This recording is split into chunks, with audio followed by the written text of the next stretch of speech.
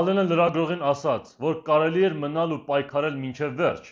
բայց երևի թե մոռանում է, որ հենց իր վարչապետը Արցախը Հայաստանը եւ վերջ բացականչելուց ընդամենը մի քանի տարի հետո տրամագծորեն հակառակ դիրքորոշում արտահայտեց։ Եթե ԿՊԱ-ականները ուզում էին, որ արցախցիները մինչև վերջ պայքարեին Արցախի համար, ապա նախ իրենք դա պիտի անեին Արցախի դեմ դավեր նյութելու փոխարեն։ Եթե ժողովուրդը տեսնում է, որ իր կառավարությունը վախկոտություն, թուլություն եւ դավաճանություն է ցուցաբերում, դա չափազանց բացասաբար է ազդում իր վրա։ Պատմության մեջ շատ դեպքեր են եղել, երբ կառավարության հանձնվելուց հետո առանց պայքարելու հանձնվել է նաեւ ժողովուրդը։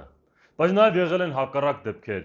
երբ կառավարությունը մինչև վերջ դիմակայել է եւ պարտադրել է իր ազգակիցներին նույն կերպ վարվել, եւ քաղաքացիները հենց այդպես էլ վարվել են։ Ես համոզված եմ, որ եթե Արցախի շրջափակման ժամանակ Երևանում ազգային կառավարություն լիներ ու ունենայինք մի իրական ազգային իշխանություն եւ առաջնորդ, ով Արցախը կճանաչեր Հայաստանի մաս եւ Ադրբեջանի դեմ կմտներ պատերազմի մեջ Արցախում իր հայրենակիցներին պաշտպանելու համար,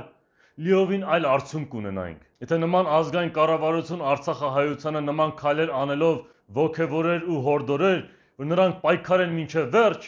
վստահ եմ, որ արցախցիների զգալի մասը հենց դա կաներ, ինչպես արեց 1990-ականներին։ Միայն նմանատիպ կառավարությունը կարող է իր ժողովրդից սպասել նման արիություն եւ մինչև վերջ պայքարելու պատրաստակամություն։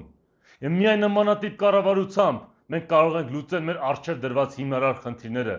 Եվ ես համոզված ու վստահ եմ, որ մենք մի օր ունենալու ենք նման ազգային պետություն, որը ահ ու սարսափը կլինի մեր թշնամիների։